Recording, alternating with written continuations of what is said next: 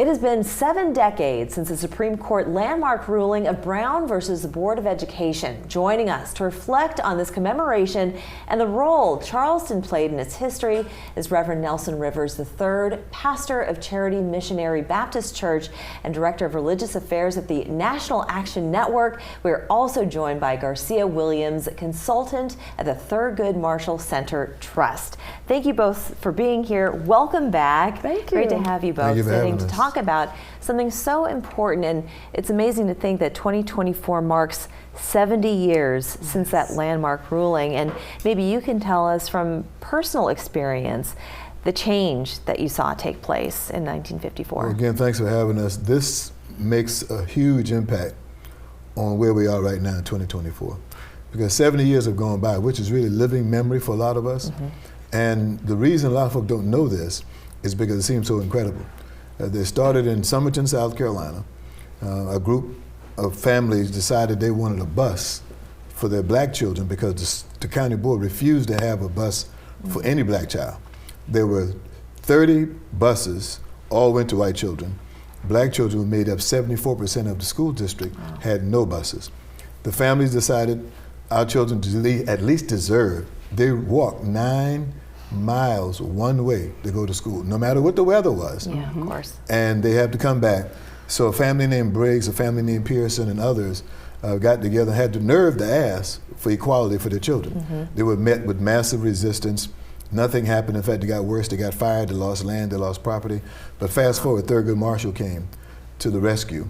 And Thurgood Marshall spent time in Charleston, spent time in Summerton, had a blessed opportunity to meet him. So we're doing a movie, we're showing the movie that was done by Sidney Poitier called Separate But Equal on Thursday night at my church, at Charity Missionary Baptist Church, because we want young folk, older folk, in-between folk to know if it weren't for these people, you would not enjoy the benefits and opportunities and the rights you have now. That's right. Which sounds crazy, but yes, it happened in my memory. Yeah. I remember what it was like to go to a segregated school in downtown Charleston. I remember that I never went to school with white students until I got to college.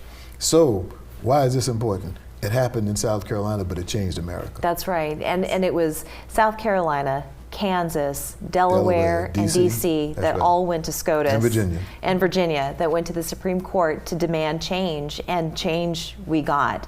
And for you, Garcia, as a consultant working for the Thurgood Center, tell us a little bit about the philosophy there, the mission there, and what you're doing to further change the landscape.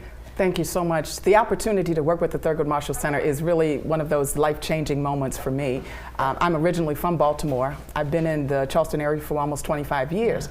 And when my team presented a proposal to Dr. Benjamin Chavis, who is the chair of the board of directors at the Thurgood Marshall Center, and President Thomasine Yearwood, it was to map the path of Justice Marshall. From his humble beginnings, he was educated in the public school system in Baltimore, attended Lincoln University, the first HBCU, historically black college and university in the country, and he was also educated at Howard University School of Law.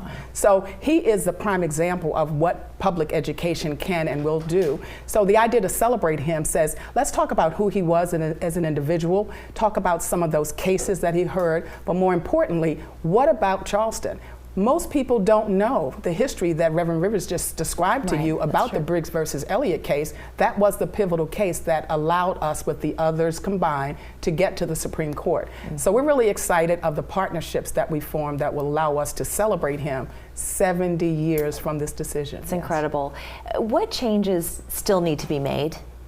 The changes need to be made is people need to understand when they say stuff like they want to go back to the way it was, or they don't want to learn about how it was, they need to understand what they're saying. And so come Thursday night and then Friday, we want people to understand that when you say you don't want to remember, you're in danger of repeating the horrific past.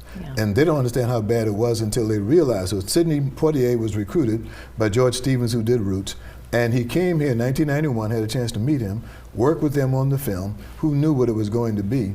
But Sidney Poitier came back and met with the families. He was so inspired by their work and their courage, he came back on his own dime to meet with the families in Charleston in 1991. So the movie is about this story of those courageous individuals across America, but starts in South Carolina, a doll experiment that people hear about when they ask the black children, which doll is pretty, which doll is ugly.